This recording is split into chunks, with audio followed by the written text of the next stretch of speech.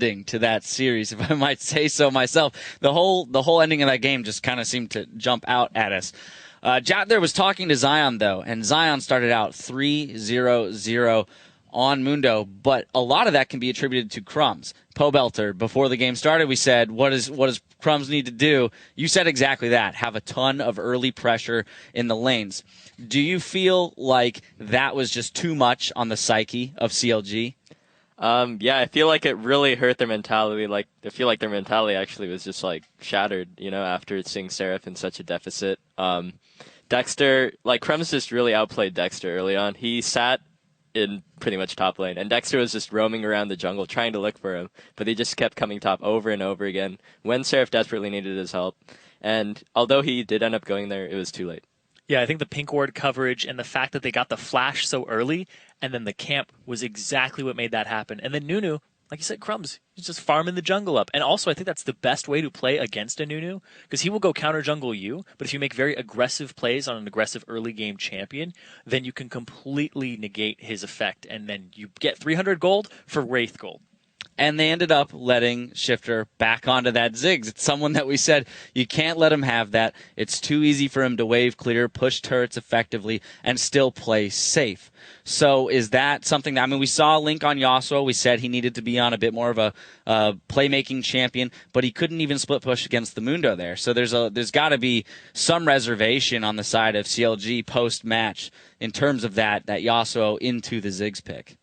Yeah, and the first pick Ziggs there, having it left open for them once again.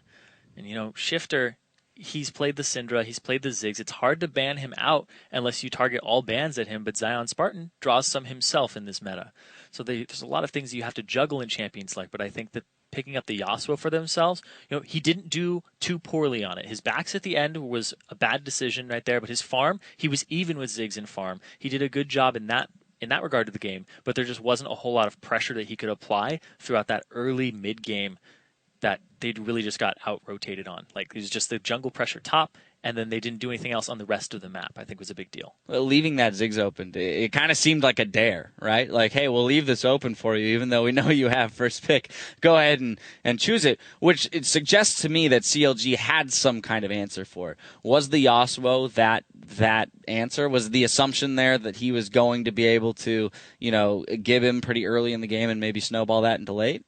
Well, we did see that Yasuo had a huge lead. He had like a 50 CS lead early on, and he had the turret down. So, that's about the extent of what you can do versus a Ziggs. So Link actually did play very well early on. It's just that the rest of the map fell behind, and so when you're in that situation, you can't really do much yourself unless you can split push. But we saw Mundo get so fed and so farmed. All that being said, though, we saw CLG make some pretty decent map movements early in the game because while all that camping was happening top, they were able to secure a dragon. Their Tristana and their Yasuo were farming up. So I feel like one of the answers and one of the ways they could have extended this game was to continue that split push that they did have. However, they were slow to rotate back to mid turrets after pushing waves past the halfway point on the river. They weren't able to get the Yasuo back, partly because Mundo was doing such a good job of stopping Link's backs. But do you feel like with the late game scaling of the Yasuo, Tristana, and then Ryze eventually getting there, that had the game gone 35, 40 minutes, could have seen a different outcome? Yeah, I definitely think that that's something to consider. I think that the early game perpetuating Dig further because they definitely dominated a lot of the early game portions for themselves in the right spots because they shut down Seraph, and then Seraph had a really horrible TP into that dragon, which just forfeited that over to Dignitas that next rotation. So it was just not the right way to handle that in terms of a scaling composition because they weren't playing very safe. Let's look at Dig now. Finishing in that fifth place spot, they've secured their spot there in the playoffs. They finished the playoffs, secured their spot in the 2015 spring split, which is pretty big for them. But Pobelter, I want your honest opinion on the state of their team at this point. Right? Are they better than a fifth place team? And unfortunately, this is just the match that they ended up in, or do they have some room to improve going into next year? I think that. They got how they performed. It wasn't like they had an unlucky draw. I think that, they got outclassed by TSM and they lost, and then they beat CLG because they outclassed CLG.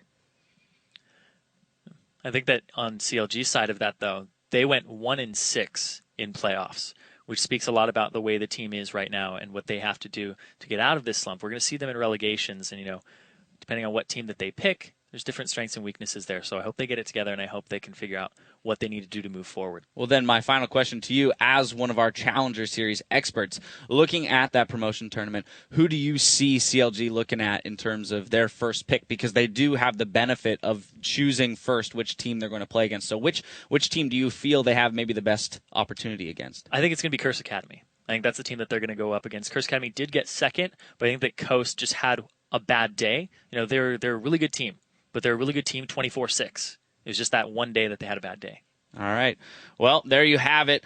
Dignitas securing 5th place. Now, we're going to reset the rift for our next best-of-5 series between Team Pex Gaming and Kaboom Esports to see which international wildcard team will secure their spot at the World Championships. Keep it tuned right here.